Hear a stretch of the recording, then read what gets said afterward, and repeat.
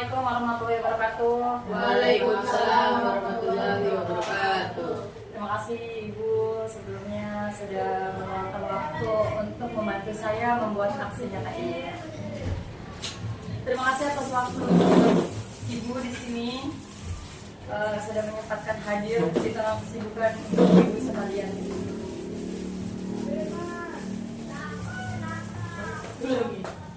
Ibu, sebelum saya membahas tentang budaya positif ini, saya ingin cerita dulu nih Bu. Awal mula kenapa saya mengikuti CGP ini? Awalnya saya juga bingung, apakah saya mampu gitu ikut CGP ini? Karena pada saat itu saya punya anak yang masih kecil, satu masih 2 tahun kayaknya, satu laginya baru lahiran. Tapi ternyata setelah dijalani semuanya tuh bisa berlalu. Walaupun ya seperti ini, aksi nyata, dudeknya sebentar lagi saya baru bikin. Tapi bagi saya itu alhamdulillah sekali, karena dukungan dari ibu-ibu, dukungan dari ibu-ibu di kantor gitu, sharingnya, berbagi pengalamannya, berbagi informasinya. Terus kadang saya bertanya juga beberapa teknik yang memang saya nggak ngerti gitu, dan itu berdampak baik banget untuk diri saya sendiri. Baiknya dalam segi apa? Akhirnya gitu, yang dulunya CGP saya merasa tidak mampu, akhirnya mampu kok setelah dilalui. Awalnya yang merasa ragu, mampu nggak ya gitu ikut ini, mampu nggak ya menyelesaikan tugas-tugasnya. Ternyata dengan dukungan dari ibu-ibu semuanya gitu ketika di kantor, itu berdampak positif bagi saya pribadi. Makanya ibu-ibu saya ucapkan terima kasih di awal ini.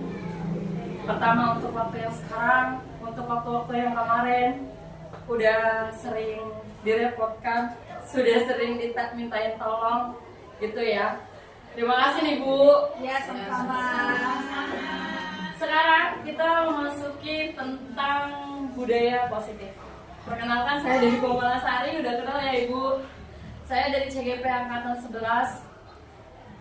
Dan saya akan membahas tentang budaya positif.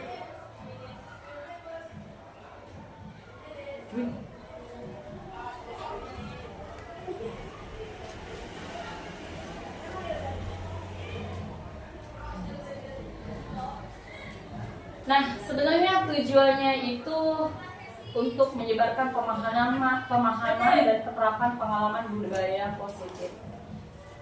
Ya, intinya berbagi sharing aja dari saya bersama ibu-ibu semua. Tapi sebelum itu kita bikin kesepakatan kelas terlebih dahulu ya Bu. Kesepakatan kelas pertama apa aja Bu? Boleh? Harus memperhatikan ya. Harus memperhatikan. Yang kedua apa Bu? Toleransi telat. Toleransi keterlambatan.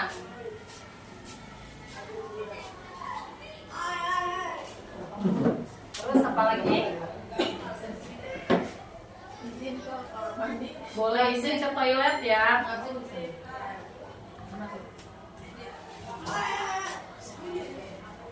Boleh izin ke toilet. Terus apa lagi? Boleh makan dan minum nggak?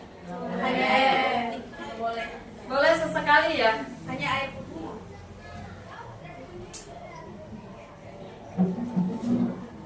Ada lagi nggak kesepakatan kelas yang perlu kita sepakati? Udah cukup? Boleh minum aja? Boleh. Berarti nggak boleh main HP ya? Oh, tidak boleh. Tidak boleh. Kecuali ada guru yang Mungkin kalau ada kesibukan boleh ya Bu ya, buka handphone, angkat telepon barangkali kepentingan yang mendesak. siapa ibunya?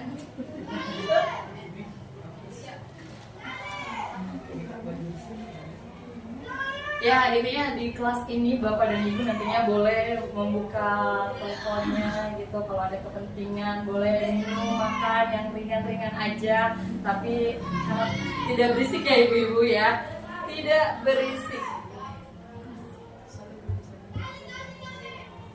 Apalagi Bu Mas? Satu berbicara, yang lain mendengarkan. Terima kasih Bu Mas.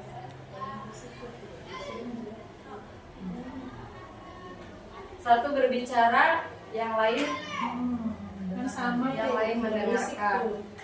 Udah berisik tuh Bu. Nggak usah. Oke, oh iya. Boleh angkat telepon, boleh minum, boleh izin ke toilet, toleransi keterlambatan. Gitu ya Bu ya, ini juga nggak usah ya, harus memperhatikan. Udah ya Bu? Sepertinya udah cukup? Oke, dimulai aja Ibu. Tahap diskusi yang pertama itu pembukaan, yang kedua adalah kesepakatan kelas yang tadi sudah saya buka dengan perkenalan kita. Yang kedua kesepakatan kelasnya tadi sudah, terus ada ice breaking nanti di tengah-tengah penjelasan juga. Lalu pemaparan materi budaya positif, tanya jawab dan tanggapan, referensi, dan setelah itu penutupan. Konsep inti budaya positif yang pertama adalah perubahan paradigma baru. Yang kedua, motivasi perilaku manusia. Yang ketiga, disiplin positif. Yang keempat, posisi kontrol guru. Seterusnya yaitu nilai-nilai kebajikan, keyakinan kelas, kebutuhan dasar manusia, dan segitiga restitusi.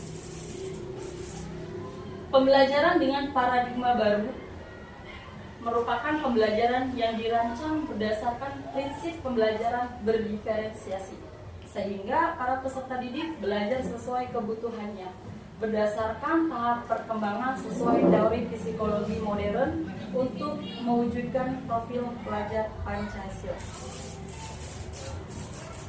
Miskonsepsi tentang teori kontrol. Di sini kita lihat ya Ibu-ibu, ada gambar seperti orang ya, terus di belakang itu ada kunci gitu. Dan di sini ilusi guru mengontrol muridnya.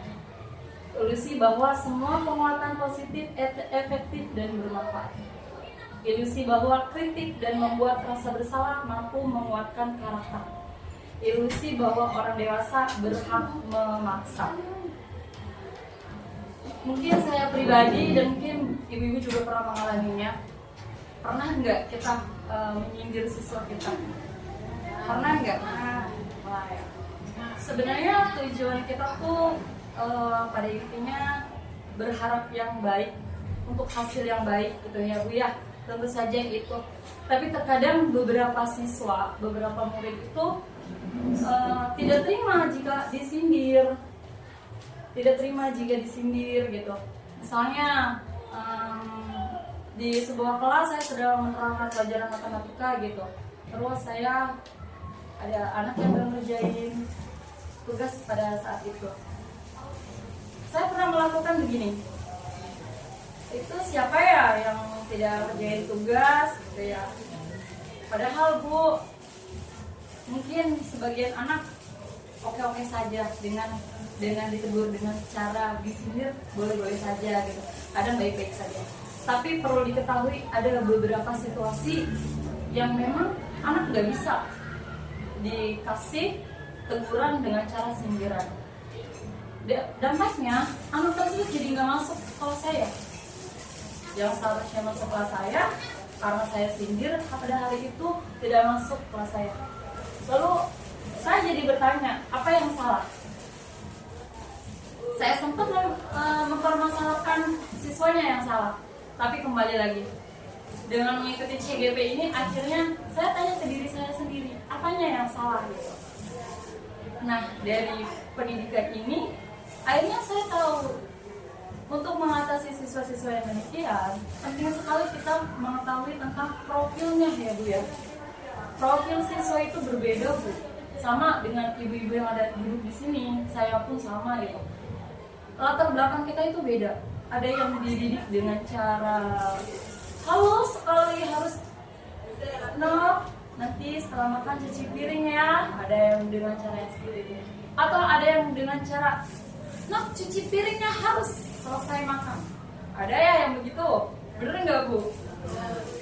Ada yang nanti kalau pulang malam nggak boleh ya, pulangnya pokoknya harus jam 8 malam misalnya. Tapi ada juga yang mendapatkan sikap dari kedua orang tuanya atau lingkungan sekitarnya itu dengan nada-nada marah. Ada yang demikian. Dan itu sangat berpengaruh pada dampak pribadinya, Bu. Sama dampak pribadi saya juga. Ketika saya dididik dengan keluarga saya, misalnya dengan yang keras gitu, akhirnya kadang saya melontarkan kata-kata juga keras, Bu. Keras. Mungkin bukan kasar ya, lebih kayak keras, harus, seperti harus memaksa gitu, harus demikian, harus tepat waktu, harus pakai sepatu misalnya, harus beratribut lengkap gitu, itu harus, tidak memberikan toleransi apapun. Padahal Bu perlu diketahui latar belakang yang berbeda, kondisi seseorang itu semuanya berbeda. Mungkin ada siswa nih datang terlambat ya kan ya Bu ya, ada siswa datang terlambat, kita tahu nggak dia habis ngapain? Ada kan saya pribadi ya Bu ya, itu langsung marah, ini udah jam 7 lebih 30 menit baru nyampe sekolah, ngapain aja, ibu udah nyampe dari tadi pagi apa? Ketika saya tidak melakukan pertanyaan kenapa terlambat, yang terjadi hanya amarah yang saya keluarkan. Tapi ketika saya menerapkan pertanyaan, kenapa hari ini terlambat? Itu jawaban siswa yang terlambat itu berbeda. Ada yang memang terlambat karena kesalahan sendiri, ada yang memang terlambat karena sebuah keseharusan. Saya pernah mengalami begini. Di situ siswa terlambatnya itu karena memang harus ngurus adiknya, Bu. Jadi orang tuanya ada keperluan pagi, harus apa dulu gitu. Jadi ngurus adiknya dulu, harus jagain adiknya dulu. Sampai yang saya rasakan tuh sedih. Coba kalau saya tidak marahi, bener nggak Bu? Ada penyesalan di situ, penyesalan. Kenapa saya marahi? Padahal yang dia lakukan itu untuk menjaga adiknya. Itu sebuah hal yang mulia atau tidak? Mulia ya Bu ya. Makanya kenapa sekarang saya mencoba untuk bertanya terlebih dahulu sebelum mengintimidasi kesalahan mereka. Karena ya tadi beberapa poin ketika saya tanya tuh ternyata menyentuh, Bu. Ternyata alasannya tuh logis. Ada yang alasannya harus jagain bapaknya ke rumah sakit, ada. Tapi apa yang luar biasa? Walaupun setelah itu jaga bapaknya di rumah sakit, tetap anak itu masuk ke sekolah, walaupun dengan kondisi yang terlambat. Tapi poin positifnya adalah anak tersebut punya minat untuk belajar yang sungguh-sungguh ya. Makanya kenapa perlahan miskonsepsi tentang teori komponen seperti ini saya coba hilangkan, saya coba pudarkan, saya coba ganti kata-kata yang lebih baik, ganti sebuah pertanyaan untuk lebih mendalam untuk mengetahui sebenarnya apa masalahnya, poin apa yang kurang, bagian mana yang memang perlu saya ketahui. Karena dengan begitu saya membedakan akhirnya. Misal tadi ada 2 orang yang terlambat, yang satu terlambat karena poin positif yaitu menjaga adanya, yang satu terlambat karena sebuah kesalahan sendiri berbeda, karena tidurnya kurang akhirnya terlambat. Akhirnya treatment yang saya lakukan juga berbeda ke 2 siswa yang tersebut.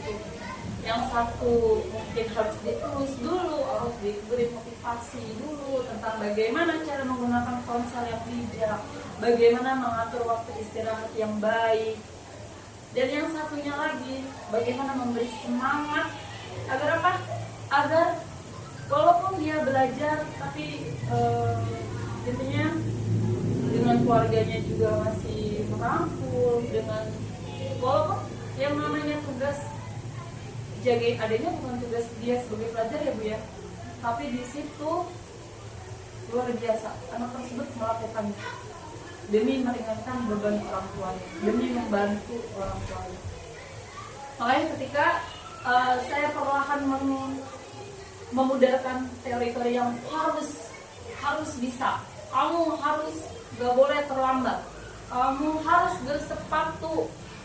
Ketika teori-teori itu dihilangkan, akhirnya yang saya dapat itu penjelasan yang logis. Ada yang kakinya cengkengan, sakit gitu kalau pakai sepatu. Nah, dengan cara saya bertanya kenapa nggak pakai sepatu, akhirnya saya menemukan jawaban-jawaban yang memang oh iya ya. Coba kalau saya marah dulu sebelum bertanya, apa yang akan terjadi pada diri saya? Penyesalan. Saya akan menyesal karena sudah memarahi anak yang memang tidak bersepatunya itu karena sakit. Dan apa yang akan siswa itu dapatkan? Rasa trauma mungkin ya Bu ya, akan mendapatkan rasa trauma ya. Siswa itu akan punya trauma sendiri. Padahal dia siswa yang baik, siswa yang rajin. Hanya pada kondisi tertentu yang seharusnya kita sebagai guru memakluminya, malah kita mendiskriminasikannya. Akhirnya ada yang nggak mau masuk sekolah karena dimarahin, ada yang nggak mau masuk jam pelajaran karena pernah diomelin. Makanya ayo kita bersama-sama untuk mengetahui terlebih dahulu apa pokok masalahnya sehingga anak melakukan kesalahan tersebut. Di sini mengubah paradigma stimulus respon ke pendekatan teori kontrol. Jadi sebenarnya kita sebagai guru itu sebenarnya harus mampu menerapkan kontrol sebagai manajer. Di mana di sini biasanya nih contoh yang ketiga deh. Kita mencoba mengubah orang agar berpandangan sama dengan kita. Tidak bisa demikian ya Bu ya. Tapi yang seharusnya kita lakukan adalah kita berusaha memahami pandangan orang lain tentang dunia. Kita nggak bisa memaksa setiap murid untuk berpikiran sama seperti kita. Tapi kita bisa memberikan waktu ke mereka untuk berpikir, untuk memahami mereka. Sama dengan kita juga. Mungkin ibu di sini ada yang suka ngerujak ya. Ada yang suka ngerujak nggak Bu? Oh ya banyak. Ada ya. Ada yang nggak suka pedas tapi dulu nggak Bu? Tahu ya. Nah, yang kata yang suka ngerujaknya tuh, ih, kok ibu mas nggak suka pedas sih? Padahal sambal gue enak sekali loh ibu mas. Tapi seharusnya sudut pandangnya kita tuh seperti ini. Jangan memaksa ibu mas suka sambal. Oh mungkin ibu mas punya masalah sendiri atau menjaga kesehatan makannya, makanya itu berbeda. Harusnya kita lebih memahami poin-poin itu ya. Di sini ada contoh yang pertama itu realisasi kebutuhan kita sama. Nyatanya setiap orang memiliki kebutuhan yang berbeda. Bayangin Bu, kalau kita kebutuhannya sama, kita butuh kerudung warna merah semua, stok warnanya habis Bu. Bayangin kalau kebutuhan kita semuanya sama semua, minumnya es semua, tukang kulkas nih Bu, dipenuhi es.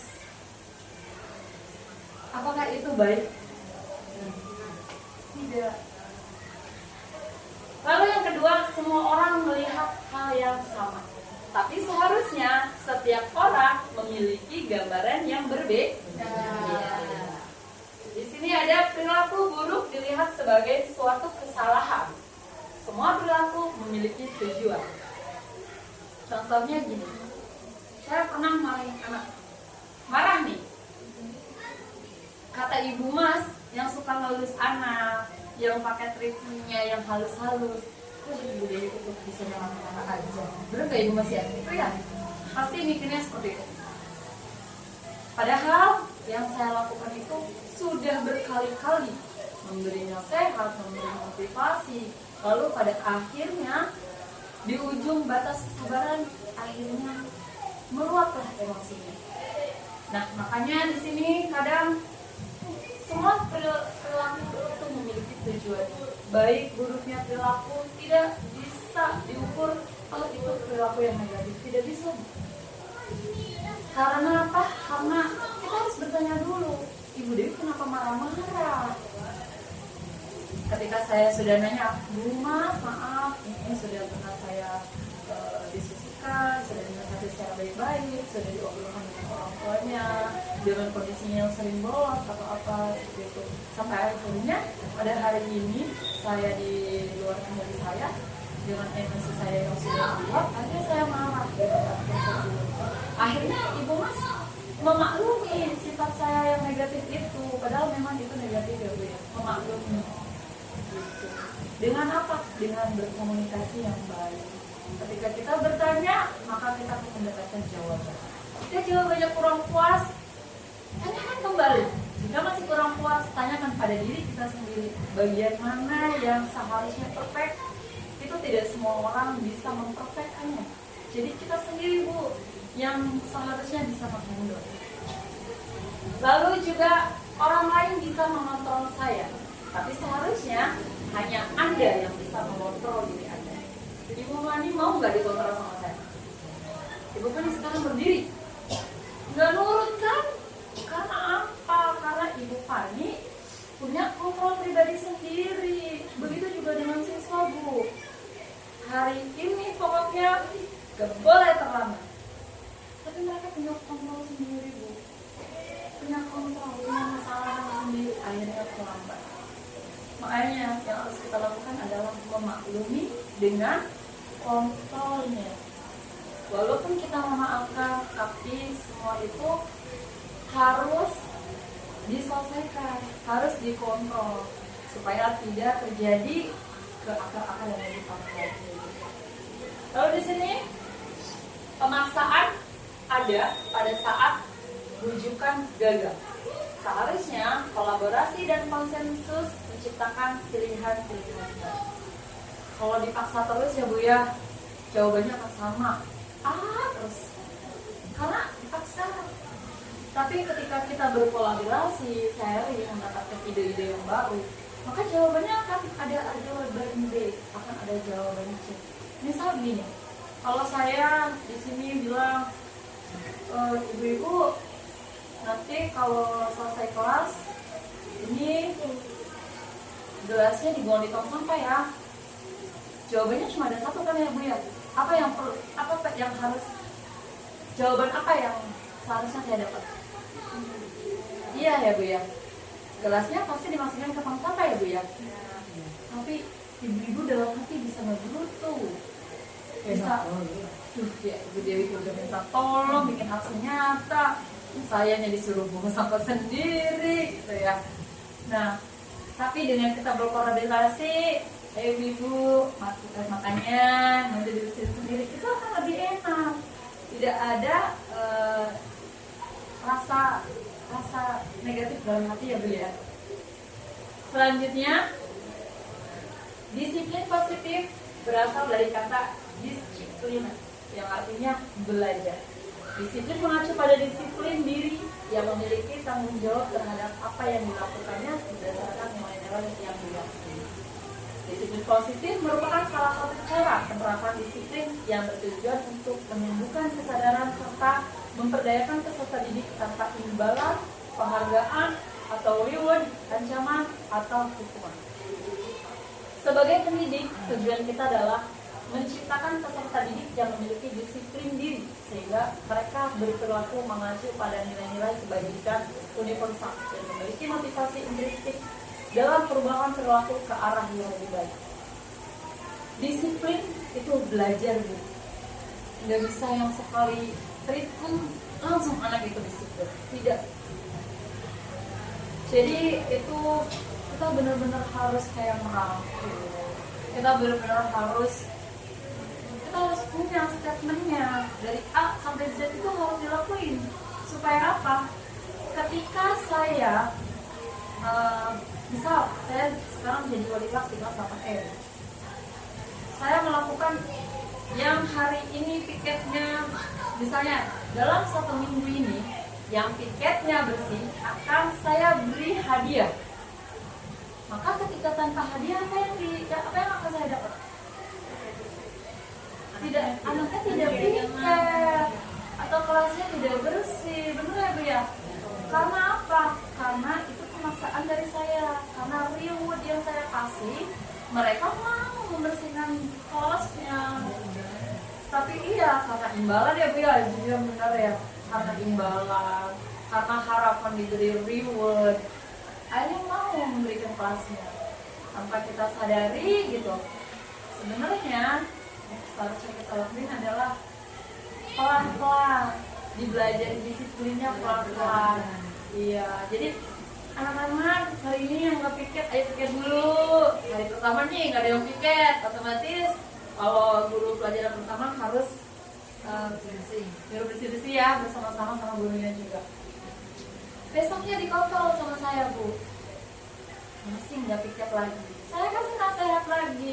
Ini kalau nggak piket terus, nanti guru yang masuknya jadi malas. Jadinya tuh harusnya langsung belajar, jadi bersih-bersih dulu. Waktunya terbuang untuk piket. Karena apa? Yang seharusnya piket itu dilakukan di luar jam pelajaran ya, Bu ya. Dinasihatin sekali. Besoknya, Bu, ketika saya melakukan kontrol ke kelas, ada perubahan. Yang piketnya 2 orang, padahal seharusnya 5 orang. Yang piketnya 2 orang. Minimal kelas tetap bersih. Lalu apa yang saya lakukan kepada 3 anak yang tidak piket? Saya kontrolkan kembali. Ini kenapa nggak piket? Itu teman-teman kamu yang 2 orang bisa piket kok. Kenapa kamu tidak? Kan ini kelas bersama. Tujuannya untuk bareng-bareng. Nah, insya Allah, Bu, ketika kita sudah melakukan proses step by step-nya terus demikian, dengan kontrol kita sebagai wali kelas untuk menjaga kebersihan, itu secara spontan disiplin itu tertanam di diri kita. Oh iya, piket. Nanti ditegur lagi sama ibu. Oh iya, piket. Soalnya kan udah kesepakatan kelas harus bersih kelasnya. Kan kitanya tahu itu juga hal yang salah. Nah begitu. Tapi ya Bu ya, kalau misalkan kita hanya menerapkan sekali 2 kali, jangan berharap banyak kepada anak-anak. Kenapa? Karena disiplin adalah belajar. Belajar tidak cukup dengan 1 waktu, tidak cukup dengan 1 hari. Belajar adalah hal yang setiap hari perlu kita lakukan terus-menerus. Pola belajar. Makanya kenapa? Jika kita menginginkan anak-anak mampu disiplin, maka kita juga harus memberikan kontrol, harus memberikan contoh secara kontinu, terus-menerus. Insya Allah, Bu, anak-anak akan bisa disiplin. Nilai-nilai kebajikannya di sini ada profil pelajar Pancasila menuju pada beriman dan bertakwa kepada Tuhan Yang Maha Esa dan berakhlak mulia, berkebinekaan global, gotong royong mandiri, kreatif dan bernalar bebas. Toleransi, rasa hormat, integritas, mandiri, menghargai, antusias, empati, keingintahuan, kreatif, kerjasama, percaya diri dan komitmen. Keterampilan hidupnya dapat dipercaya, lurus hati, pendengar yang aktif, tidak merendahkan orang lain, dan memberikan yang terbaik dari diri. Nah, sekarang kita ice breaking dulu ya, Bu ya. Kayaknya udah mulai jenuh nih. Masih semangat, Bu? Masih.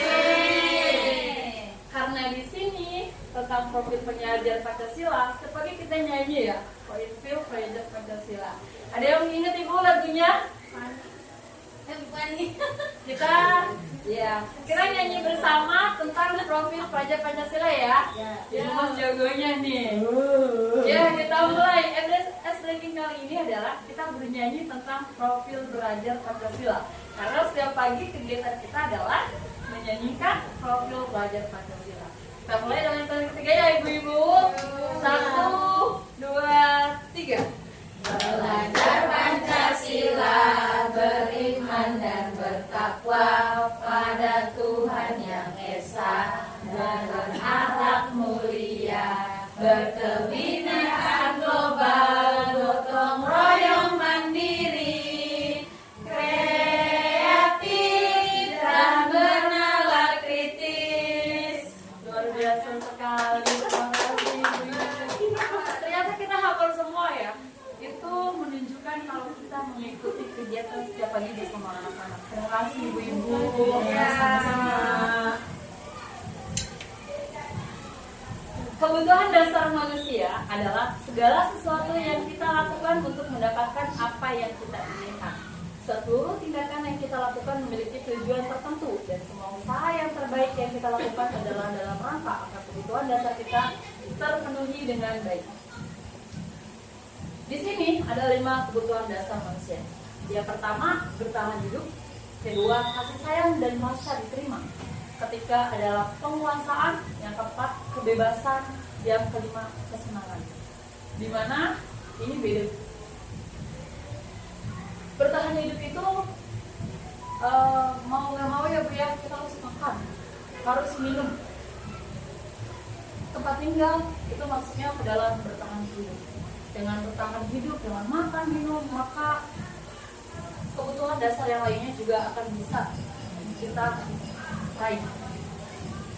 Di sini kasih sayang dan rasa dicintai ini penting sekali diterapkan kepada siswa kita. Kenapa?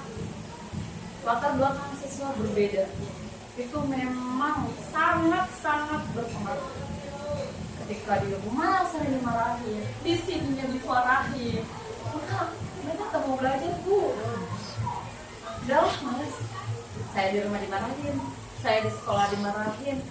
Makanya dengan kebutuhan kasih sayang dan rasa diterima di sekolah ini, dipeluk walaupun punya salah, dinasehati secara baik, diberi motivasi.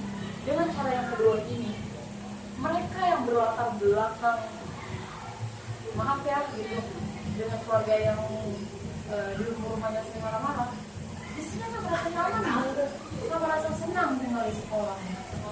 Akan ibu-ibu juga akan diingat menjadi ibu-ibu yang penuh kasih sayang. Oh, saya pernah dimarahin ibu pas utang katanya. Tapi Masya Allah, ditulisnya saya pernah diomongin ibu gini, kata siswa. Dengan cara apa? Dinasehati, diberi motivasi. Itu luar biasa sekali. Bukan dengan cara marah-marah seperti Ibu Dewi ya. Bukan. Makanya kenapa cara marah-marah itu saya coba tinggalkan di bawah. Setelah itu CGP bawah. Mak, ini pendidikan CGP itu Masya Allah sekali. Motivasi perilaku manusia untuk menghindari ketidaknyamanan atau hukuman. Yang kedua, untuk mendapatkan imbalan atau penghargaan dari orang lain. Yang ketiga, untuk menjadi orang yang mereka inginkan dan menghargai diri sendiri dengan nilai-nilai yang mereka percaya. Di sini ada 3 nih Bu, ada hukuman, konsekuensi, dan restitusi. Kita akan membedakan ketiga hal ini. Di mana hukuman itu tidak terencana tiba-tiba. Yang kedua, murid tidak tahu apa yang akan terjadi atau tidak dilibatkan. Yang terus bersifat satu arah, berupa hukuman fisik atau psikis. Sedangkan konsekuensi terencana atau disepakati oleh aturan. Murid tetap dibuat tidak nyaman. Sikap guru selalu memonitor murid. Sedangkan restitusi, proses menciptakan kondisi bagi murid untuk memperbaiki kesalahan. Proses kolaboratif yang mengajarkan murid untuk mencari solusi sendiri. Jadi Bu, yang sering kita lakukan adalah apa Bu di sini? Ya seringnya hukuman dan konsekuensi. Hukuman dan konsekuensi, betul sekali. Saya pun pernah melakukan itu. Dengan siapa? Dengan anak-anak yang terlambat. Padahal tidak ada di aturannya. Padahal saya belum bikin kesepakatan dengan anak-anak. Kalau terlambat, maka harus membuang sampah. Itu tidak ada. Makanya kenapa di sini tidak terencana dan tiba-tiba karena membuang sampah karena terlambat. Misalnya terlambat masuk kelas saya belum bikin nih kesepakatan sama siswa. Nanti kalau ujian saya, di pelajaran saya terlambat, nanti membuang sampah ya. Karena saya belum melakukan konsep itu, belum melakukan kesepakatan kelas yang tadi gitu. Akhirnya yang saya lakukan adalah sebagai siapa Bu? Sebagai guru yang pembuku buku. Tapi ketika saya sudah menyampaikan di awal, anak-anak nanti ketika pelajaran matematika di saya itu tidak boleh terlambat. Ketika saya lebih dulu masuk kelas, maka kalian akan diberi hukuman membuang sampah. Maka di situ saya sebagai apa? Konsekuensi ya. Saya memberi konsekuensinya. Karena apa? Karena siswa sudah diberi kesepakatan dan mereka melanggar, baru disuruh buang sampah. Bu, saya nggak mau buang sampah. Soalnya kok kalau ngomong sampah, yaitu tidak terlambat ketika jam pelajaran saya, betul ya Bu ya? Di sini yang harus kita fokuskan, restitusi. Dimana apa? Memang benar konsekuensi juga bagus, karena beberapa siswa itu nggak bisa dielus Bu, harus dengan aturan baru mau menaati, ada siswa yang demikian. Tapi kita juga jangan melupakan tentang restitusi, di mana proses menciptakan kondisi bagi murid untuk memperbaiki kesalahannya. Di sini poinnya adalah siswa sadar sendiri di mana kesalahannya. Seperti kemarin ada siswa yang dua berantem, laki-laki dan laki-laki gitu ya. Ketika kita sebagai guru menggunakan restitusi, maka siswa yang berantem ini akan berbaikan Bu, akan berbaikan sendiri, akan minta maaf sendiri. Kenapa? Karena mengakui kesalahannya. Karena kita juga tidak mengintimidasi, tidak langsung kalian berantem di sekolah, dua kamu di sini. Kita sebagai guru tidak melakukan itu, tapi kita mencoba menerapkan restitusi agar apa?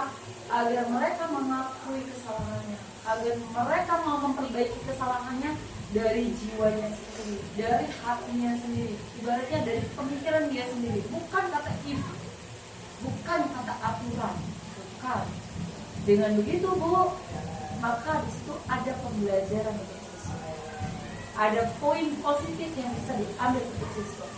Dan kita sebagai guru, ketika siswa melakukan restitusi itu, maksudnya ketika siswa mampu mengatasi masalah dengan cara ibaratnya menyadari kesalahannya, minta maaf, memperbaiki dengan cara tanggung jawab gitu ya. Misalnya yang luka-luka gitu diobati oleh siswa yang monjoknya, kita sebagai guru akan merasa bangga ya Bu ya. Kita akan bahagia ya Bu ya. Bahagia kita melihat itu.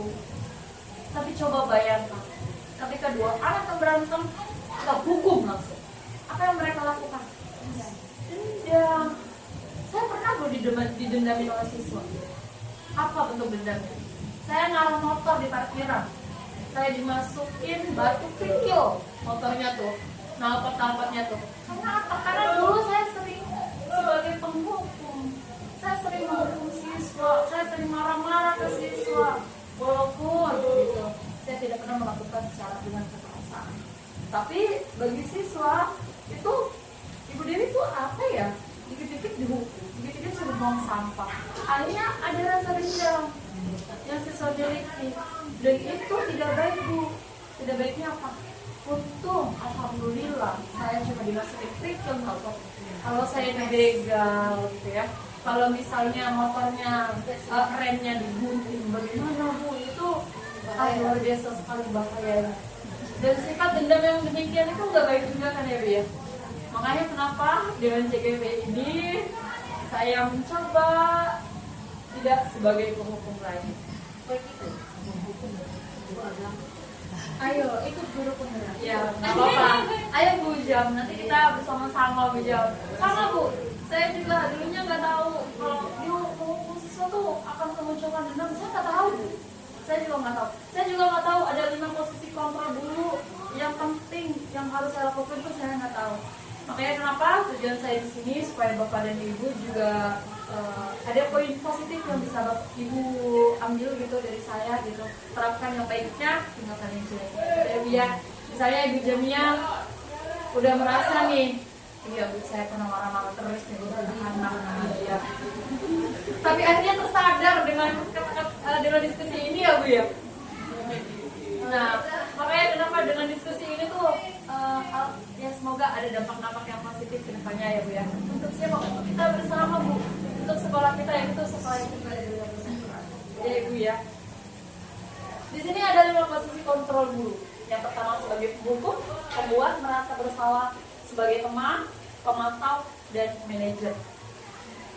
Saya pengen tahu ke ibu-ibu, posisi mana yang sering ibu-ibu lakukan? Ibu Jamia deh. Ibu sering menghukum ya berarti ya? Kalau Ibu Rizka? Saya sebagai pemantau, kadang juga kalau deket banget ya menghukum. Ada pemantau, ada penghukum. Kalau Ibu Fani?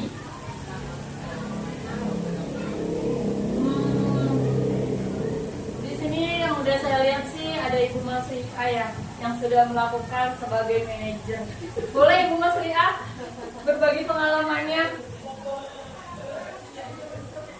Udah melakukan sebagai manajer tuh Bu?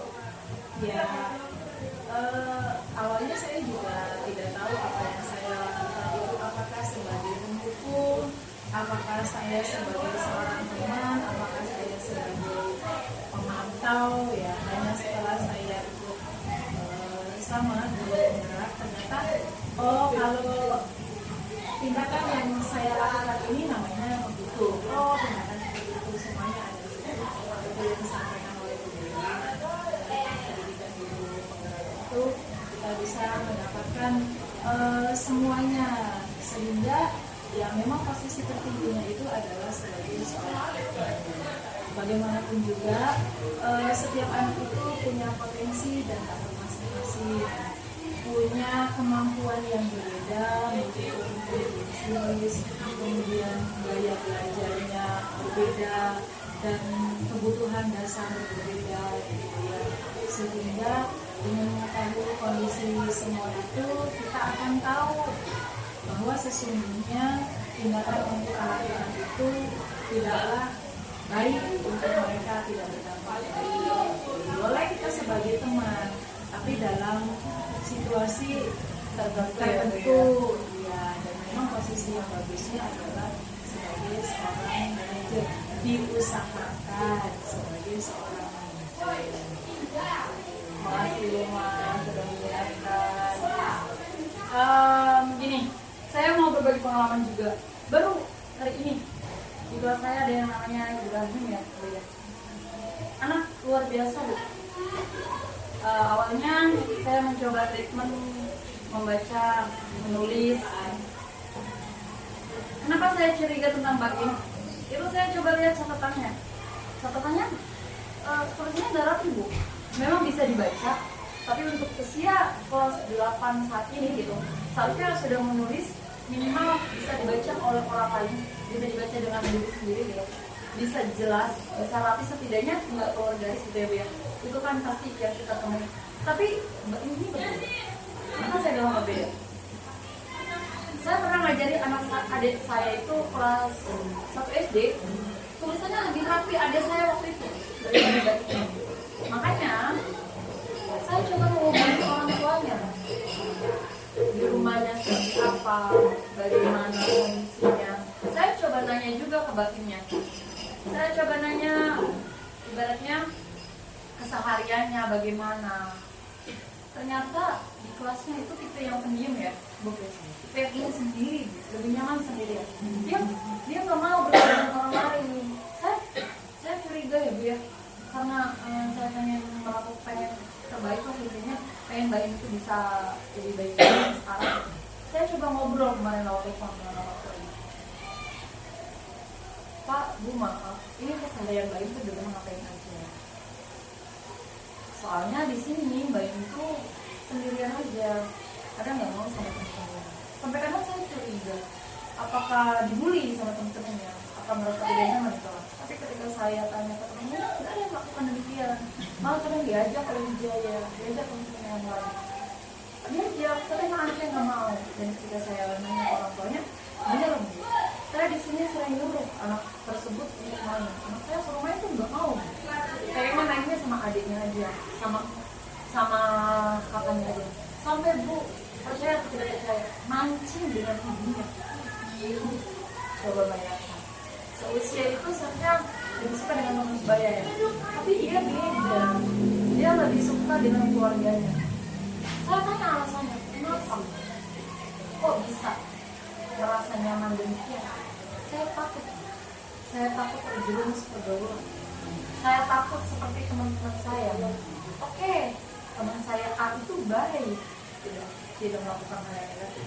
Tapi ketika saya berteman dengan A, hanya berteman dengan B, B-nya berteman dengan C, kita nggak tahu Bu, B, C, dan D yang lain ini baik atau tidak.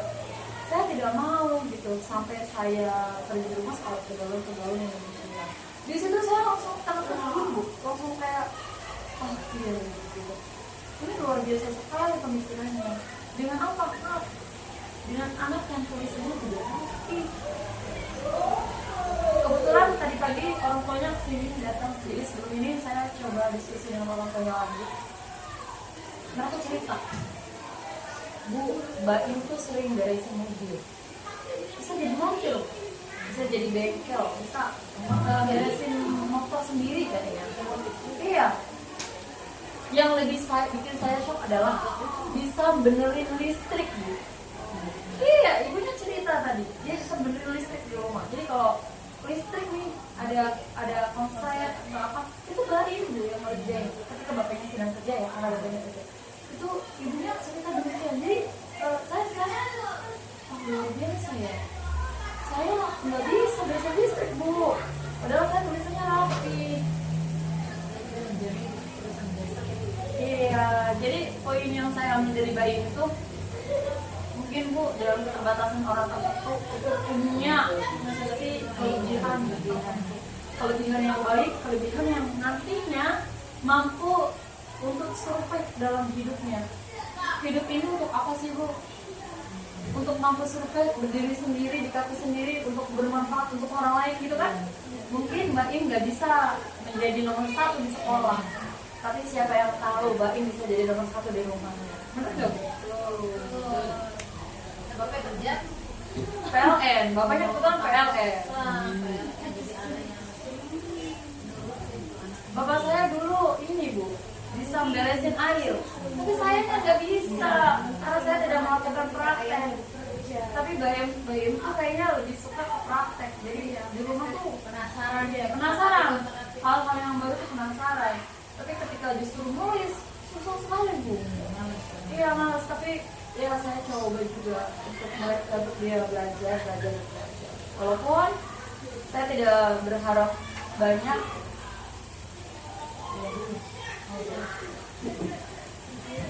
tapi setidaknya saya mencoba melakukan yang terbaik untuk Mbak Im. Kita jangan mengintimidasi hanya karena tulisannya Mbak Im adalah anak yang tidak baik. Jangan demikian, karena mungkin di luar itu Mbak Im adalah orang yang spesial dengan kelebihannya sendiri. Itu ya, Bu ya. Contoh penerapan 5 posisi kontrol. Kasusnya adalah siswa tidak memakai atribut lengkap saat upacara bendera. Kalau saya memposisikan diri saya sebagai pendukung, maka saya memanggil siswa hormat pada bendera selama 1 jam. Tapi ketika saya membuat merasa bersalah nih, pasti saya mengatakan begini, berapa kali ibu harus memberitahu kamu selalu mengecewakan ibu. Jadi anak tuh merasa disindir ya, Bu ya, merasa disindir. Kalau saya sebagai teman gitu ya, ayo dong ikuti aturan sekolah, bantu ibu ya kali ini saja. Udah tidak apa-apa gitu. Lain kali jangan sampai berbuat seperti ini lagi. Ketika saya sebagai pemantau, kamu sudah melanggar peraturan sekolah, kamu tahu konsekuensinya. Setelah upacara, kamu bilang atributnya ke koperasi dan jangan diulang. Nah, di sini ketika saya sebagai manajer, apakah kamu tahu kesalahan kamu? Kira-kira bagaimana kamu memperbaiki kesalahan itu? Karena kadang anak mungkin itu kan masalahnya siswa atributnya tidak lengkap ya. Coba bayangkan, ketika saya tidak nanya dulu, apakah kamu tahu kesalahan? Bayangin kalau kita tidak melakukan sebuah pertanyaan, kita hanya tahu dia salah tidak memakai atribut, betul nggak, Bu? Betul ya. Tapi siapa yang tahu? Dengan dia tidak memakai atribut, bajunya lagi sobek, atau bajunya lagi masih basah, belum kering, atau bajunya dinodai atau dibuat kotor oleh adiknya, itu siapa yang tahu? Kondisi-kondisi itu di luar dari siswa tersebut. Memang siswa tersebut itu melakukan kesalahan, tapi dengan bertanya kita tahu apa langkah yang harus kita ambil.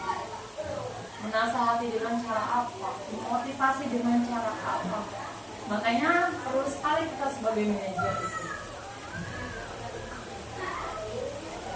Nah, di sini posisi kontrol apakah ini? Nanti saya kasih sebuah kertas. Di sini ada 3 pertanyaan. Yang pertama, saya kecewa sekali dengan kamu. Saya tidak pernah benar melakukannya. Apa rencana untuk menyelesaikan masalah ini? Silakan ibu-ibu, boleh dipikirkan, boleh sambil berdiskusi dengan teman-teman yang lain. Ditulis pertanyaannya. Diisi semua boleh. Ya, berapa? Sambil dihayati dulu, dibaca dulu gitu. Yang ketiga ini tuh kita termasuknya ke posisi apa? Tidak, enggak, kalimat ini. Saya kecewa sekali dengan kamu. Apakah sebagai buku membuat aku merasa bersalah, sebagai teman, sebagai yang tadi tuh sajian tadi. Ini yang ini. Ya, sebagai manajer, memantau, sebagai teman gitu. Nah, dengan contoh yang ini, kalimat yang seperti ini, ketika saya mengucapkan kalimat ini nih, saya sebagai apa?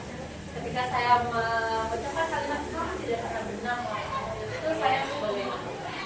Boleh ya Ibu, minta tolong diisi. Oh, boleh slide kontrolnya katanya Bu. Ya, boleh Bu, sambil dibaca dulu ya Bu, namanya juga diskusi.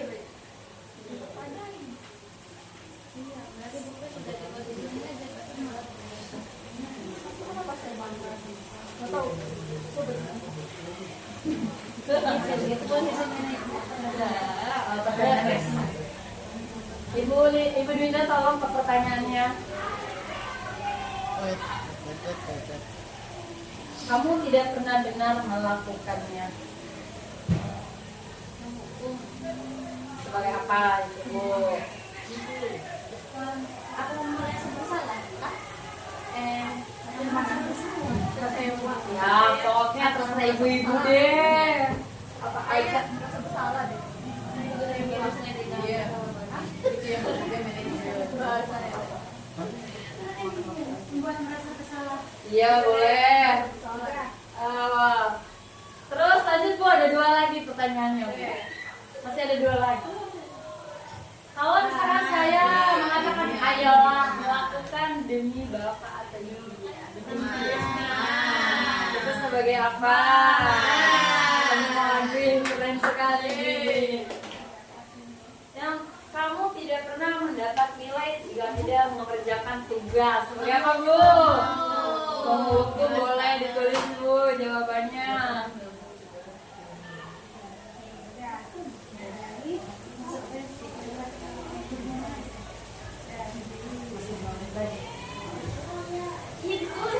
Boleh ditulis, boleh sambil ditulis. Ditulis ya Bu. Jadi nomor 1 sebagai apa, nomor 2 sebagai apa, nomor 3 sebagai apa. Ibu-ibu boleh loh sambil minum. Ya, dari tadi ya Allah. Enggak ada minum. Kalian minum. Ibu mau minum. Boleh loh sambil minum.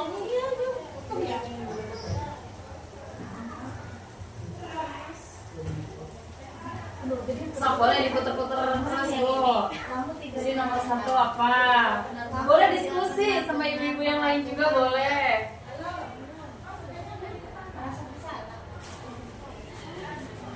Boleh ke slide sebelumnya boleh untuk melihat. Sama.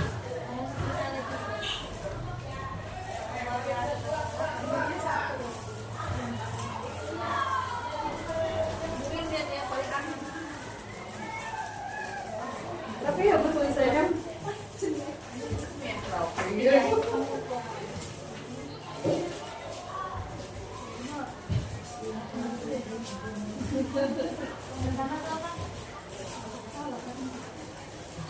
nggak ada yang benar, nggak ada yang salah Bu, nggak apa-apa.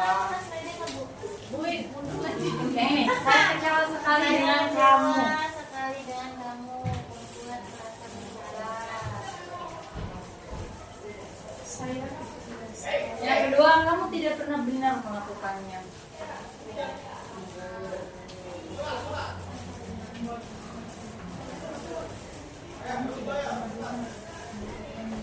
Ya, nanti ini jawaban ini akan menjadi dokumentasi.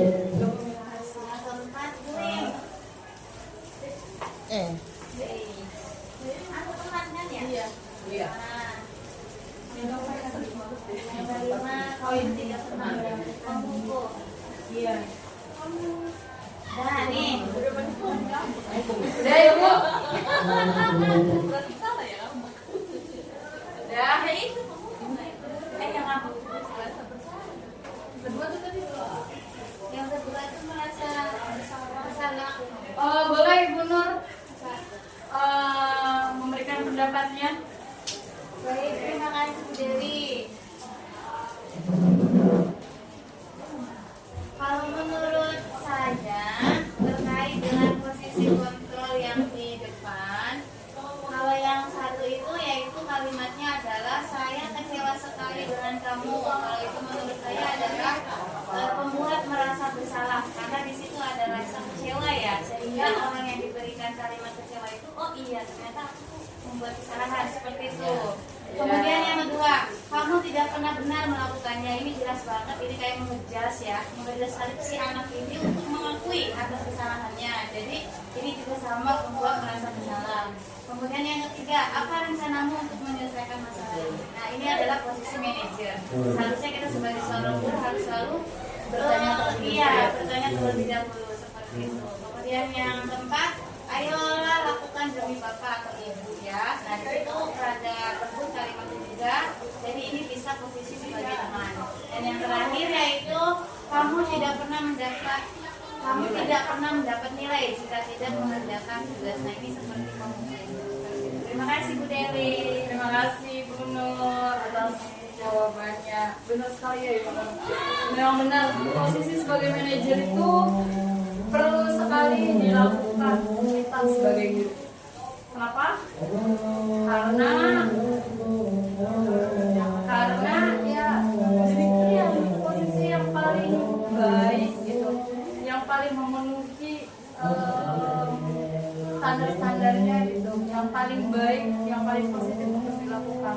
Karena dengan bertanya kita akan tahu jawabannya. Dengan kita tahu jawabannya, anak tersebut bisa mengatasinya sendiri kadang. Gitu ya Bu ya. Terima kasih ya Ibu Nur, Ibu untuk jawabannya. Mengapa keyakinan kelas? Mengapa bukan peraturan kelas? Di sini ada dua ya Bu. Keyakinan kelas dan bukan peraturan kelas. Bedanya adalah ketika saya melakukan keyakinan kelas, kayak tadi contohnya yang piket, ya Bu ya, piket itu harus terus sebenarnya yang tadi contoh pertama tuh, kalau yang tidak piket nantinya ya gitu. Nah, sama di sini.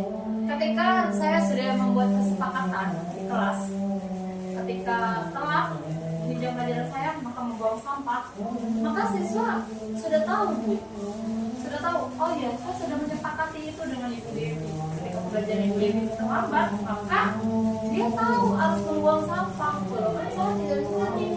Karena apa? Kesepakatan itu dibuat saya dengan siswa. Beda ketika saya yang memberi aturan. Ketika saya memberi aturan, pokoknya harus buang sampah kalau terlambat. Anak nggak mau buang sampah karena anak punya kontrol sendiri. Makanya sulit kalau kita tidak melakukan keyakinan kelas. Dengan keyakinan kelas, kita membuat hal-hal lebih positif yang diyakini oleh kita dan siswa itu.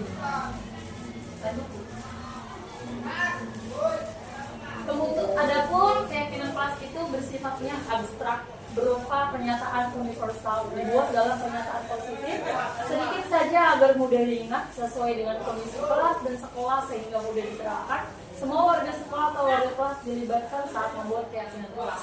Kayak contoh yang tadi ya Bu ya, itu kesepakatan yang bisa banget diingat. Kenapa?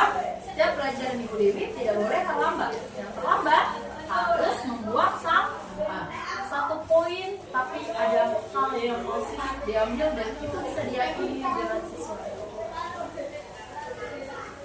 Di sini segitiga restitusi, suatu proses dialog yang dijalankan oleh guru agar dapat menghasilkan murid yang mandiri dan bertanggung jawab. Menstabilkan identitas. Berdasarkan prinsip membuat kesalahan adalah bagian dari proses pembelajaran. Berbuat salah itu wajar. Tidak ada manusia yang sempurna. Ibu bapak juga pernah melakukan itu. Ibu bapak tidak mau mencari siapa yang salah, tapi ibu bapak ingin mencari solusi dari permasalahan ini. Kamu berhak merasa begitu. Seharusnya itu kalimat-kalimat yang baik ya Bu, yang bisa diletakkan.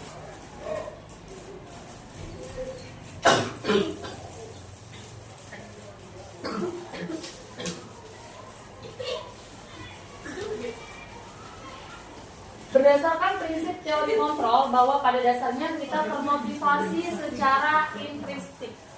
Apa keyakinan kelas kita, nilai-nilai apa yang telah disepakati bersama, seperti apa gambaran sebuah kelas yang ideal menurut kamu, kamu ingin menjadi orang yang seperti apa. Kesimpulannya adalah, dalam menerapkan program disiplin positif, hendaknya guru memiliki standar kepribadian profesional dan sosial yang baik di mana guru mampu merefleksikan dirinya dalam posisi kontrol saat ini, bagaimana perjalanan dirinya sebagai ANO atau sebagai manajer yang menuntun murid-muridnya menjadi insan yang mandiri dan bertanggung jawab. Terima kasih, kita sudah di penghujung waktu. Terima kasih Bu, saya minta maaf apabila ada kesalahan atau kekurangan. Ambil yang baiknya, tinggalkan yang jeleknya. Oke. Poin positif yang bisa didapat, silakan Ibu bisa menerapkannya untuk Ibu bersama siswa-siswanya. Terima kasih. Assalamualaikum warahmatullahi wabarakatuh.